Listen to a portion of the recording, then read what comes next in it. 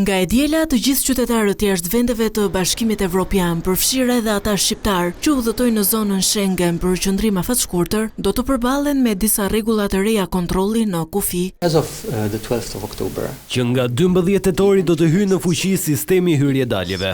Ky është në thelb një sistem i avancuar digital i menaxhimit të kufive që do të regjistrojë të dhënat biometrike të shtetasve jo të Bashkimit Evropian, të cilët do të hyjnë në zonën Schengen. Ai do të regjistrojë të dhënat në dokumentin e udhëtimit. Do të regjistrojë të dhënat biometrike, pra gjurmët e kishtërinjve dhe imazhet e fytyrës, si dhe datën e hyrjes apo daljes nga vendi.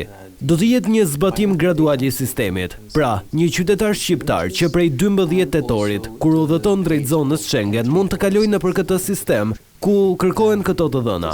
Dhe do të duhen rreth 6 muaj gjithsej që të zbatohet plotësisht në të gjitha pikat kufitare të zonës Schengen. Janë gjithsej 29 vende. Shefi i sektorit politik në delegacionin e Bashkimit Evropian në Shqipëri shpjegon për Vision Plus se në nisje të zbatimit të sistemit të ri të kontrollit, udhëtarët mund të përballen me disa vonesa. there might be some slight delays. Mund të ketë disa vonesa të vogla në fillim, sepse padyshim sistemi do të fillojë të funksionojë që nga 12 tetori.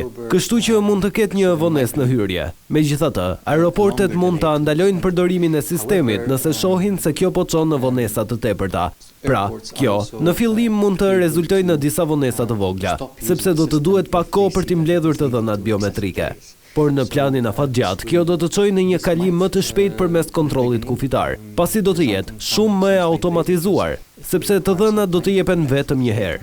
Pra, në ato raste kur do të ketë porta të automatizuara, personi mund të kalojë shumë më shpejt pjesën e kontrollit kufitar.